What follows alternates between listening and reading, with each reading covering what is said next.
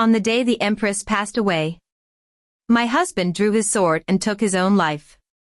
When I stepped into his study, I found a chest full of letters that Xiao Moxian had written to the empress. An entire trunk, brimming with fervent, burning affection. So that was the truth. The great general, celebrated and sung by the people, had not risked his life for the nation or the empire, but for the empress he cherished in his heart. When I opened my eyes again, I was back on the very day we first met. Xiao Moxian, covered in dirt and blood, lay gasping for help before my carriage. I lowered the curtain without a word and ordered the driver to move on. Later, Xiao Moxian knelt outside my residence for 3 full days and nights. His eyes bloodshot, he cried out that I was meant to be his wife. That I must not marry anyone else. After our 2 sons died on the battlefield, grief hollowed me out. My health never recovered. At noon that day, news spread through the capital. The empress had succumbed to illness. While I sat lamenting the fate of women like us, my maid rushed in, pale and breathless. "Madam, something terrible has happened. The general has taken his own life." The teacup in my hand shattered on the floor. My frail body couldn't hold up any longer. I collapsed. When I awoke, I began preparing Xiao Moxian's funeral. He had served in the military for over 20 years. Both of our sons, only 10 when he forced them into the army, died at 16. Their remains were never recovered. Now, of the once mighty Xiao family, only I remained. People said Xiao Moxian couldn't bear the grief of losing our sons. That's why he did it. I had hated him once. But now that he was gone, so was the hatred. Scattered like ashes on the wind. So he had known sorrow after all. When I sorted through Xiao Moxian's belongings, I stepped into his study for the first time. I hadn't expected it. The moment I opened the door, I was stunned still. The room was filled with portraits of the empress, wall to wall. I stood frozen. A chill seeped through my bones. Back when he was alive, Xiao Moxian had always said his study was a place of military secrets. Forbidden to me. So this was the secret he'd hidden. Alongside the portraits, there was a large trunk of letters, all written to Li Yuanning. They were never sent. But every word bled passion. It turns out, the day he came to propose to me was the very next day after Li Yuanning became the concubine of the crown prince. At the time, Xiao Moxian was still an obscure junior officer. He had set his sights on my father, the reigning general of the empire. He wanted to climb the ladder, step by step, using my father's influence. He wanted to become Li Yuanning's pillar, to protect her for a lifetime. The day I gave birth to our twin sons, Xiao Moxian laughed heartily. Not because he was overjoyed at having 2 sons, but because those sons could one day serve in the army under him, helping escort her to the throne. Shortly after they died in battle, Li Yuanning's son was smoothly appointed crown prince.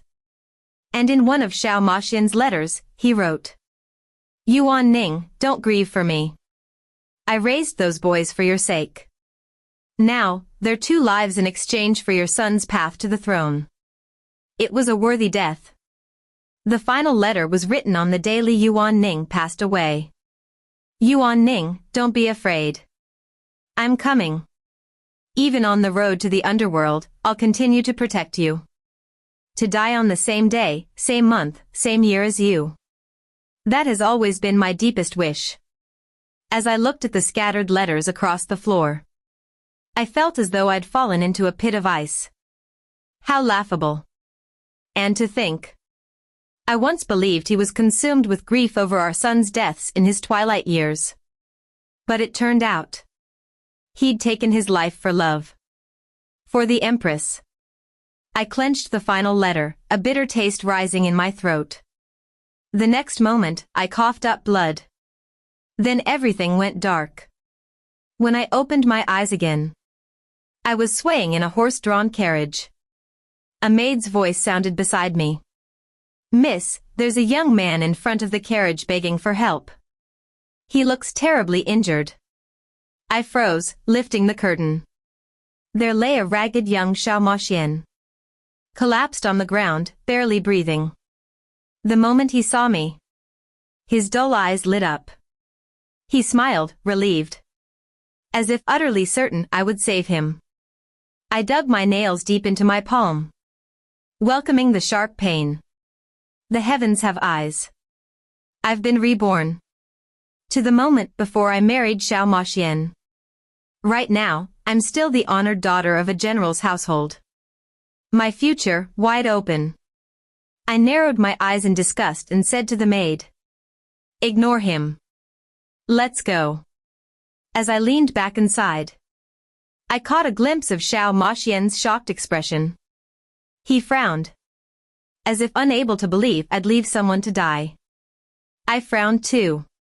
He never acted like this in my previous life. Could it be he was reborn too? If that's the case, then I hope this time he gets everything he ever wished for. Let him marry the woman he loves, Li Yuanning, and never again come looking for a crude, sword-wielding woman like me. The carriage rolled past Xiaomoxian and continued on. Xiaomoxian let out a cold laugh behind us, his voice sharp with mockery. "I really didn't misjudge you. A coarse woman like you has a heart made of stone. Even pretending to help someone looks like arrogant charity. Only a kind soul like her deserves true compassion." I suddenly recalled one of his letters. He once wrote that he would never forget the year he turned 12. And 10-year-old Li Yuanning smiled at him while serving porridge at the city gates. She had ladled a bowl for him herself. That innocent, spotless image of her had burned into his soul ever since. From then on, she became the reason he kept living. And he vowed to give everything to protect her. He also wrote that I was brutish, lacked femininity, and was too domineering. If not for Li Yuanning, he would never have married someone like me. He said the only thing useful about me was having a father who was the Grand General, and bearing him 2 sons, who could die to help Li Yuanning's son become crown prince. I clenched my fists and laughed coldly. So Xiaomoxian was reborn. In my past life, I had brought his dying body back to the manor. Once he recovered, I had planned to send him away. But his eyes, so dark, so intense. He begged to learn martial arts from me. Said he wanted to serve in the military to protect the country. That fire in his spirit moved me. I was the daughter of a military family. I respected men like that. Later, I trained him myself. When he was ready, I knelt before my father to beg him to take Xiaomoxian into the army. He worked hard. He didn't waste my efforts. By his 2nd year, he had already become a trusted aide to my father. I was genuinely happy for him. And yet, in his eyes, I was nothing but a nuisance. How utterly ridiculous. Years of devotion, of giving him everything, only to be betrayed by the one I helped rise. The maid fumed beside me. "That madman speaks such filth. I'll have someone slap his mouth for you." I raised a hand to stop her. "No need. Let's go. Heaven gave me a second chance. Not so I could waste it on someone like him." Barely 2 days had passed when my maid came to me, gossip spilling from her lips. She said the Deputy Minister of Revenue had just acknowledged an illegitimate son. And that very son had gone off to propose marriage to the secondary daughter of Minister Li. That illegitimate son was Xiaomoxian. The girl, Li Yuanning. In my past life, it wasn't until after he married me that he was officially recognized. So yes, he's been reborn too. And this time, he secured his birthright early, just to have the standing to marry Li Yuanning. Now, they were considered well matched. I wiped down my sword and asked. Did the engagement go through? The maid clicked her tongue. By all logic, they're a good match. But for some reason, the girl rejected him. Still, that Xiao fellow is hopelessly smitten. Not only does he bring her gifts every day. He even spent 3 days and nights in the mountains hunting just to make her a fox fur cloak. Broke his arm in the process. I raised a brow and let out a low chuckle. So devoted, is he? I'd thought our paths would no longer cross. Yet 3 days later, at a tea house, while listening to storytellers, I found myself seated next door to none other than Xiao Moxian and Li Yuanning. Meeting in secret. The rooms weren't well soundproofed. As soon as I sat down, I heard her voice. Brother Xiao, the cloak you gave me is beautiful. Thank you. You know I like you too, but my stepmother won't allow the marriage. Xiao Moxian's voice came, low and resolute. Yuan Ning, I know I'm unworthy now. But I plan to join the army in a few days. When I return as a great general, I'll marry you. She sniffled softly. You're so good to me. A great general, is it? Humph. In this life, without my father's help. Let's see how an illegitimate brat with no martial skills plans to become a general. I cracked sunflower seeds in my teeth, while eavesdropping on the lovebirds' romantic pledges. Not long after, Xiao Moxian left. And immediately, Li Yuanning's soft and gentle act vanished. She sneered to her maid. I'm going to enter the palace and become empress. That lowborn mutt dares dream of marrying me. Still, he's somewhat useful. This cloak is priceless, perfect to catch the crown prince's eye. My concubine mother was right, taking me to hand out porridge every year. Has finally paid off. Who knew we'd reel in such a loyal dog? I let out a cold laugh. I had known in my past life that Li Yuanning wasn't as pure as she seemed. But if Xiao Moxian was willing to be her dog, it had nothing to do with me. After the tea house, I visited a temple. I erected prayer plaques for my twin sons, who died in battle at 16. I no longer felt anything for Xiao Moxian. But those children. My heart still ached for them. Now that I would not marry Xiao Moxian, those dutiful sons of mine might never be born again in this life. When I returned to the gates of the general's manor, it was already nightfall. As I stepped down from the carriage, I saw him, Xiao Moxian. He stood in front of the carriage, his arm in a sling. Bruised face, likely from that foolish hunting trip. He had been reborn into this moment. Still weak, untrained. Without my past guidance, his body was frail, defenseless. The fact he wasn't mauled to death by wild animals in those 3 days was pure luck. But instead of going to Li Yuanning, he had come to me. As I frowned in thought, he approached. Miss Hua, I want you to teach me martial arts. His tone was commanding. As if it were only natural I'd agree. He must have realized after rebirth just how pathetically weak he was. He couldn't even fight off beasts, let alone lead an army. So now, he came to me for help. I almost laughed out loud from sheer rage. What did you just say? He assumed I hadn't heard clearly, and repeated impatiently. Miss Hua, I want to study martial arts with you. I want to join the general in battle and become his right-hand man. I hope you'll recommend me. I swallowed the urge to slap him, and replied flatly. Men and women should not have improper contact. I won't teach you martial arts. Besides, your body is too weak, and you have no foundation. My father would never take someone like you. Xiao Moxian frowned, face filled with displeasure. You act like a man more than a woman. Since when did you care about propriety between men and women? I want to join the army to serve the nation. You're the daughter of a general, can't you stop being so cold and selfish? Your father is about to retire. He cherishes you more than anything. Just kneel and ask him, and he'll definitely agree. So he still hadn't realized I had been reborn. I was no longer the obedient little bird hiding in the women's quarters. No longer someone he could mold and manipulate at will. What made him think I'd still be willing to help an ungrateful dog like him?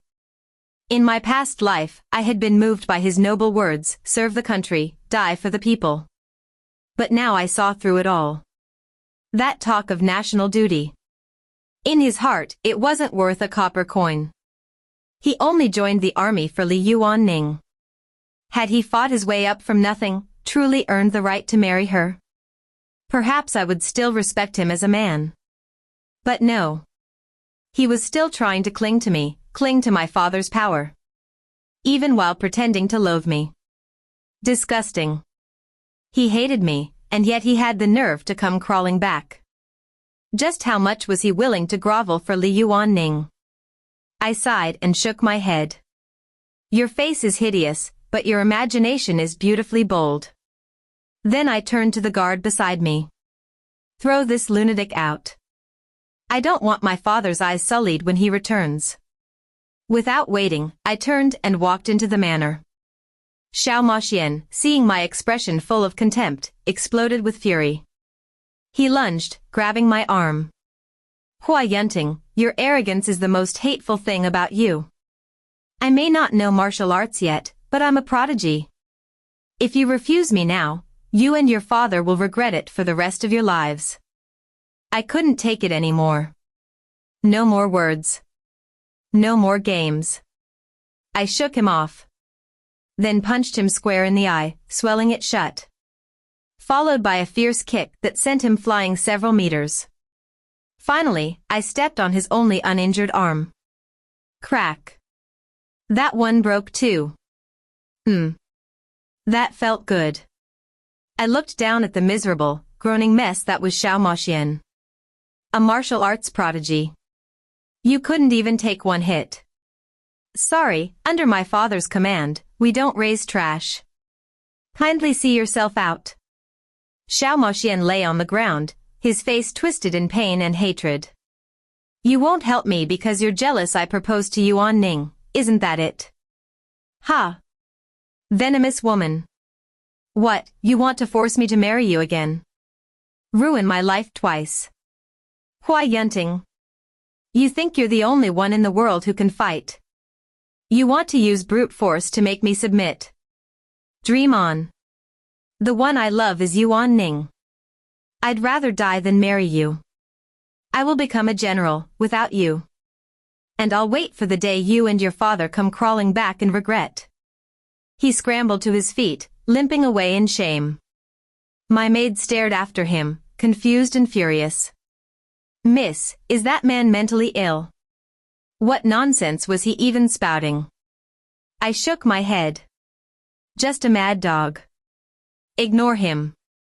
Next time he shows up, beat him and throw him out. But less than 2 days later. Xiao Moxian blocked my father's path after morning court. In my past life, my father had respected him for my sake. This time, after hearing how he'd made a scene outside our manor, my father already found him revolting. When Xiao Moxian claimed again to be a martial arts prodigy, my father had him beaten to a pulp right there at the gates. Then he submitted a memorial to the emperor, accusing Zhao's father of raising a son who tarnished the reputations of respectable women. As a result, Zhao's father was demoted and had his salary stripped. He returned home in a rage, beat Xiao Moxian nearly to death, and locked him in confinement. Time passed. Spring faded into autumn. By this point in my past life, Xiao Moxian had already joined the army. But now, his injuries had only just healed. Still unwilling to give up, he hired martial arts instructors from across the capital to train him. But he wasn't satisfied. He screamed at them all day, calling them idiots and frauds. He declared himself a martial prodigy, blaming his slow progress on their poor instruction. Within days, he'd fired them one by one. His reputation in the capital, already foul, became a complete joke. No martial artist would even take him as a student anymore. And yet he still believed. Truly believed. He was destined for greatness.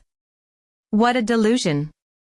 In reality, Xiao Moxian's body wasn't suited for martial arts at all.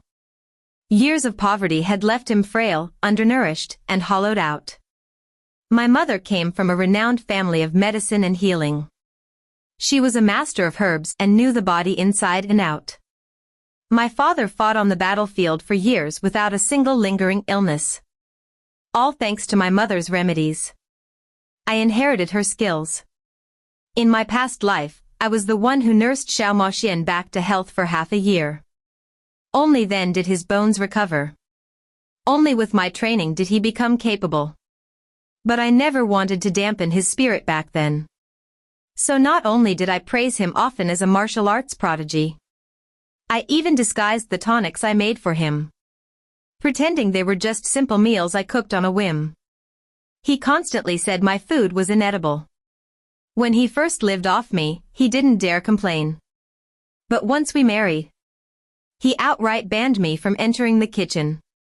Later, in one of his letters, he wrote, full of disgust, that his days at the general's manor were the hardest of his life. He said I crushed both his body and spirit with the grueling training. That I, this pampered noblewoman, never showed sympathy for his suffering. Even forced him to eat awful meals every day. He said he felt like a dog I raised. Silent, enduring, seething but unable to speak. And that in those dark days, only Li Yuanning gave him the strength to carry on. Without her in his heart, he would have broken long ago. I laughed coldly. Li Yuanning saw him as a dog. He saw himself as one, too. How fitting. Two of a kind, utterly perfect for each other. At the end of the month, my coming-of-age ceremony approached. My parents summoned me. They told me the Empress had shown interest in marrying me to the Crown Prince, and asked me for my thoughts. My father, a battle-hardened general, was the Emperor's most trusted commander. Many noblewomen in the palace had already sent word, vying to match their sons with me. The Crown Prince, the very one Li Yuanning married in my past life, would later become emperor. But he resented my father. Saw him as too powerful, too threatening. And when I rejected his proposal in my past life, his hatred for my family only deepened. Soon after ascending the throne, he forced my father into retirement. While returning to our hometown, my parents died in a sudden flash flood. After that, military power fell into the hands of Xiao Moxian. Father, mother, I said, I refuse this marriage. I've trained in martial arts for over 10 years. My dream is not to marry, but to fight by father's side and defend the country. I knelt upright before them. I was their only child. From young, I trained in combat with father and learned medicine from mother. I never wished to be a woman confined to the rear court.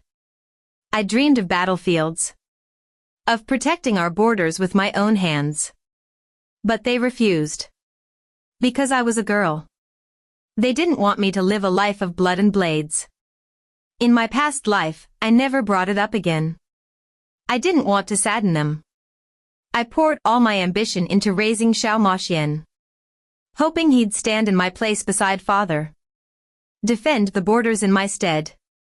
I never thought I was raising a traitor, a fox in our own home. Fine then. This life, I'll do it myself. And I'll do it 100 times better than Xiao Moxian ever could. Most of all, I'll protect my parents. I will not let them die such an obscure, unjust death ever again. The Crown Prince is not a wise ruler. He holds a grudge against my father. This life, he must never reach the throne. My parents, who always spoiled me, were utterly furious. My mother nearly fainted. My father's expression darkened as he roared. Had I known, I'd never have taught you martial arts. Look at yourself now, where's your grace? You're no longer a proper young lady. Get to the ancestral hall and kneel. Then he turned to the servants. No one is to bring her food or water. Not until she repents. So I knelt in the ancestral hall for 3 days and 3 nights. No water. No food. Until I collapsed from exhaustion. In the end, my parents finally relented. And begrudgingly gave their consent. At the end of the month, the day of my coming-of-age ceremony arrived. Nobles and high officials from across the capital attended. What I didn't expect was that Xiao Moxian showed up. He couldn't find a martial arts master to his liking, and my father wouldn't even spare him a glance. Cornered and desperate, Xiao Moxian once again shamelessly came crawling to beg me to teach him martial arts. I was taking a stroll through the garden when he suddenly leapt out and grabbed my wrist. His body, already worn down from years of hardship, was deteriorating further without the medicinal care I had once provided. His stubborn attempts to train had only worsened his condition. His face was pale, his cheeks sunken, and his body as thin as a skeleton. He stared at me with bloodshot eyes, hatred radiating from every pore. His voice was low and venomous. Why can't I train anymore? You did something to me, didn't you? You're as vicious as ever. Fine, Huai Yunting. You win. I'll marry you. I stared at him, utterly speechless. Was he mad?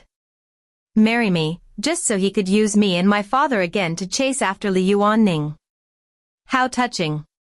Truly, love deeper than the ocean. I flung his hand off like it was filth. Keep your dignity, young master. I have no interest in marrying you. Even my maid was enraged. An illegitimate son of the Deputy Minister of Revenue. Everyone knows you're obsessed with the Li family's daughter. My lady is the legitimate daughter of a general's household. Who do you think you are, thinking you're worthy of her? You're a filthy toad dreaming of a swan. I burst into laughter. Well said. Exactly what I was thinking. Xiao Moxian's face turned ugly, his teeth grinding as he glared at me. Huai Yunting, drop the arrogant act already. Everything you've done has been to pressure me into submission, hasn't it? To force me into marrying you. Now that you've got your way, why pretend to be virtuous and mock me? I let out a sigh and waved lazily for the guards. As they dragged him out of the manor, Xiao Moxian screamed furiously over his shoulder. Huai Yunting. I hate that arrogant look of yours. Without your father, you're nothing. I'm a martial arts prodigy. Only I can help your father. You'll regret this. I'll wait for the day you come begging me. I rolled my eyes. Pitiful. So stupid it was almost sad. The very next day, on my coming-of-age ceremony, my maid came rushing in, all excitement. Miss. That illegitimate brat Xiao Moxian got beaten up.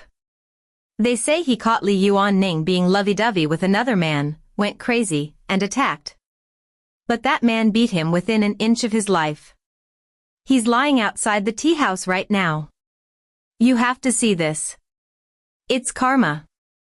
Li Yuanning's lover. Now that piqued my interest. I brought the maid and went to the tea house. A huge crowd had gathered out front.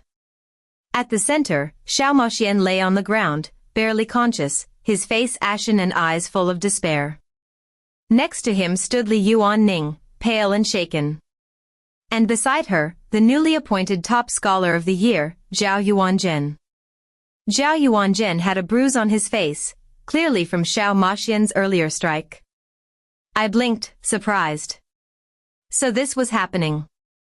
Li Yuanning had something going on with Zhao Yuanzhen.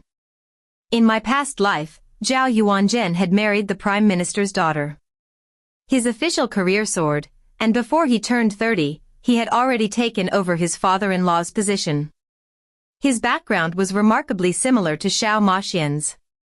Born poor, orphaned young. Upon further inquiry, I had learned that Li Yuanning had also once handed porridge to him. No wonder. A mere secondary daughter, yet she managed to climb to the rank of empress. And even have a son crowned as crown prince. Turned out, she had both civil and military backing. Zhao Yuanzhen and Xiao Moxian, one scholar, one warrior. In the crowd, Xiao Moxian glared at her with bloodshot eyes. You said you'd wait for me. You said you liked me. You said your stepmother wouldn't let you marry me. Do you know how much I sacrificed for you? I've devoted myself to rising in rank, all to come back and marry you. And now, behind my back, you sneak off with another man. But Li Yuanning hated him now, bitterly. That whole innocent and sweet facade she'd built over the years. Shattered. She had never planned to marry Zhao Yuanzhen. Her ambition reached far higher. She wanted to marry the crown prince and become empress. Zhao Yuanzhen might have married the prime minister's daughter. But in his heart, he still loved her. Protecting her from the shadows was his best move. But now, Xiao Moxian had ruined everything. How could she marry the crown prince after this scandal? Still, she didn't want Zhao Yuanzhen to see her true nature. So she cried softly and played the victim. Young Master Xiao, please don't slander me. When did I ever say I liked you? You're the one who's been clinging to me, stalking me. What are you trying to do, drive me to my death? Zhao Yuanzhen, furious that the woman he adored was being wronged, stepped forward and barked at Xiao Moxian. Miss Li has already rejected you many times. Yet you keep pestering her. I can't believe the Deputy Minister of Revenue raised such a shameless son. Next time you harass her, I'll beat you again. The crowd joined in. Disgusting. Following the Li girl around like that. He's no different than those corrupt sons of noble families who force themselves on women. He insults every martial arts master he meets. Always calling himself a martial prodigy. Pa. Madman. Stone him. Drive him out of the capital. Rotten vegetables and eggs began flying from the crowd, hitting him squarely. In his past life, Xiao Moxian held high status and power. Everywhere he went, he was greeted with reverence. He had never suffered such humiliation. Now, rage overtook him, he spat out a mouthful of blood. Wretched woman. I must have been blind to fall for someone like you. I spent half my life struggling for you, lost my sons in my old age, and even took my own life for you. He was mid-rant when his gaze shifted. He saw me standing just outside the crowd. His eyes lit up with a flicker of hope. Yunting, only you were ever truly good to me. You came to save me, didn't you? A chill ran down my spine. No. I came to watch the show. Afraid he might cling to me again, I turned and left with my maid at once. After seeing the true face of the woman he had loved for half his life. Xiao Moxian finally woke up, regretful, broken. He began to remember all the good I had done for him. And so, every day, rain or shine, he waited outside the general's manor, begging to see me just once. Every time, I sent the guards to drive him away. In this life, Li Yuanning never became a concubine to the crown prince. After being caught red-handed with Zhao Yuanzhen, the prime minister cancelled the engagement in a fit of rage. Zhao Yuanzhen then proposed marriage to her himself. They were quickly wed. But Zhao Yuanzhen, no longer backed by the prime minister, was alienated at court for offending him. His career no longer soared as it had in the previous life. Xiao Moxian had lost his mind. After discovering Li Yuanning's true nature, he couldn't find me, couldn't learn martial arts, and his health deteriorated even further. Worse, the beating from Zhao Yuanzhen had left him crippled. He now limped everywhere, one leg shorter than the other. The Deputy Minister of Revenue became even more disgusted with him, and eventually abandoned him altogether. Xiao Moxian's life spiraled into utter misery. And for all of it, he blamed Li Yuanning. Rumor had it that half a year after Li Yuanning married Zhao Yuanzhen, Xiao Moxian led Zhao to a small house in the outskirts. There, they caught the crown prince and Li Yuanning in the act. Yes. Even in this life, she had resumed her affair with the crown prince. She had sworn her devotion to him, saying the men she kept close, like Zhao Yuanzhen and Xiao Moxian, would someday be useful allies to His Highness. She didn't want anything for herself, she claimed. She just loved him wholeheartedly, and hoped to hold a place in his heart. But her words were heard by both Zhao Yuanzhen and Xiao Moxian. Both men lost it. They lunged at her in fury, beating her without mercy. The crown prince, terrified of exposure, fled the scene, pants half on. Li Yuanning was left beaten within an inch of her life. Xiao Moxian couldn't bear the thought that in his past life he had been used as a pawn by her and the crown prince. He snapped, shouting the entire scandal to the world. Zhao Yuanzhen, having offended the crown prince, was soon dismissed from his post. Broke and humiliated, he came to loathe Li Yuanning. Every few days, he'd drag her out and beat her to vent his rage. Her body grew frail, her injuries never healed. And before long, she fell ill and died. As for Xiao Moxian, he was thrown out by his father, unable to find work with his crippled leg and the crown prince against him. He returned to what he'd always been without my help, a beggar on the streets. With some quiet persuasion from me, my father submitted a memorial to the emperor, discreetly exposing the crown prince's lack of moral conduct. A prince with poor virtue, caught in affairs with ministers' wives, was bound to be condemned. And so, the emperor's favor slowly shifted toward the second prince. The next day, the second prince's mother, Consort Yu, summoned me and my mother into the palace. She once again brought up the matter of my marriage, hoping to marry me to the second prince. My mother let out a long sigh. Your Highness, I'm afraid we must disappoint you. This girl of mine only wishes to join the army. I tried arranging a marriage once. She fasted for 3 days and nights to protest. Consort Yu gave a helpless smile and dropped the idea. Even as a beggar, Xiao Moxian refused to give up hope. Every day, he crouched outside our gates, crying and begging to see me. But I never once spared him a glance. The following spring, my father prepared for campaign. I knelt before him the entire night. He finally let out a heavy sigh and agreed to my request. Our dynasty had no law forbidding women from enlisting. It was simply that most women couldn't bear the hardships of military life, and most families wouldn't allow it, which is why so few had ever gone. When the emperor heard of it, he praised me publicly. He had always admired my father, and so, loving the tiger, he also cherished the cub. In court, he smiled and said, "A fierce father does not raise a useless daughter." He bestowed upon me a set of pure gold armor. The day before I departed for the frontier, the second prince, now newly appointed crown prince, came to see me. He was unlike the former crown prince. He had a gentle grace about him, the kind that made him seem kind and scholarly. But I knew better, his ambition was no less fierce. In my past life, he battled the crown prince for decades, only to lose in the end. Because Li Yuanning had too many powerful men backing her. She was more dangerous than she looked. Those who courted her were either high-ranking officials themselves, or future sons-in-law to men who held real power. But in this life, she died early. The crown prince could no longer bask in her glow. The second prince smiled as he looked at me. "Miss Hua, army life is harsh, cold winds, bitter conditions. As a woman, must you suffer such hardship? Why not marry me, and enjoy the glory and wealth this world has to offer?" I bowed respectfully.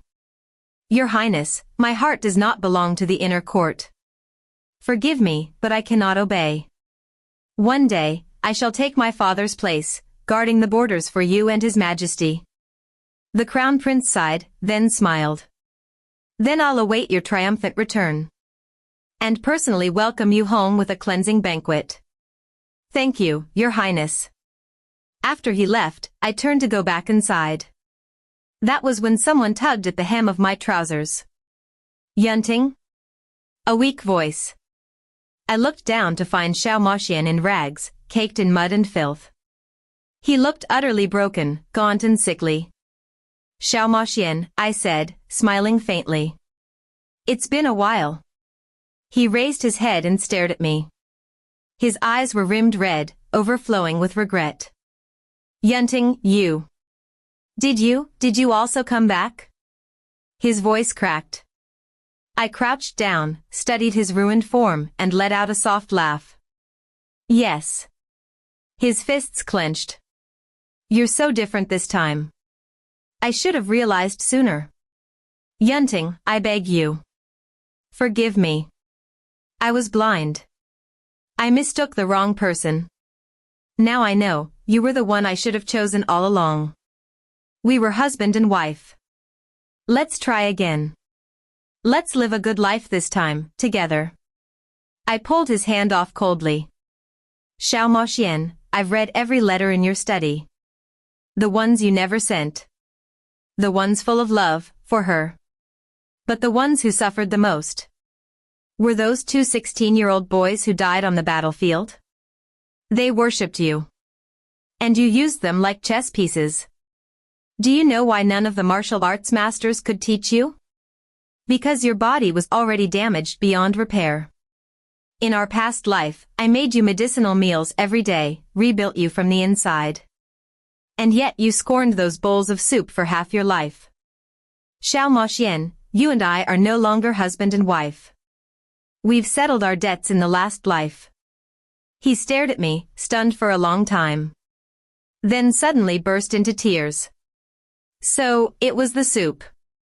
I was so wrong. Then his eyes lit up. He scrambled to grab my trousers again. Yunting. You can't bear to let go of our sons either, can you? If we marry again, they'll come back. This time, I'll treat you well, I'll treat them well, please, just forgive me. Stop dreaming, Xiao Moxian. If they could choose. They wouldn't want a father like you. I kicked his hand away and turned, not wanting to hear another word. The next day, I left for the frontier with my father. My mother, worried for both of us, insisted on joining. That journey lasted 10 years. I trained under my father every day, learned his martial legacy in full. And my mother passed down all her medical knowledge. For 10 years, I rode to battle by day. And prepared medicinal meals with my mother at night. Even the military physicians in the camp learned from her. Every soldier in our army grew stronger. Even if injured, they recovered quickly. Our casualty rate dropped. Our forces became elite. In no time at all, we secured the borders. And in the eyes of the army, my prestige now rivaled my father's. The second prince had ascended to the throne 5 years ago. He trusted us. Unlike the former crown prince who always sought to strip my father of his command. The day my father and I returned to the capital, the emperor himself led the court officials to greet us at the city gates. The people erupted in cheers. A warm wave rose in my chest. Young En. Yuan Bing, can you see this? Mother did it. The emperor granted my father the title of Marquis of Loyal Valor. And me. I was named Great General of the Empire. Before bestowing the rewards, the emperor summoned me to the palace once more. He asked whether I had changed my mind. Whether I was now willing to become his empress. Just as I had 10 years ago. I refused. He laughed heartily. Yunting, with you guarding the frontier, I am at peace. When I returned home, the young maid from my past was now the head stewardess of the household. With nostalgia in her voice, she told me stories of the capital over the years. Xiao Moxian had died of illness at the gates of the general's manor, 9 years ago. For a full year before his death, he wandered in madness. To everyone he met, he claimed I was his wife. He said he was the great general who guards the nation, and that we had 2 sons, brilliant, heroic sons. Every time he spoke those delusions, whether to servants of the house or to townsfolk, he was beaten senseless. Over time, his body wasted away. And on one snowy winter's day, he froze to death outside the gate of the general's manor. I see, I murmured. So much time had passed. So much that I had nearly forgotten he ever existed. I wondered.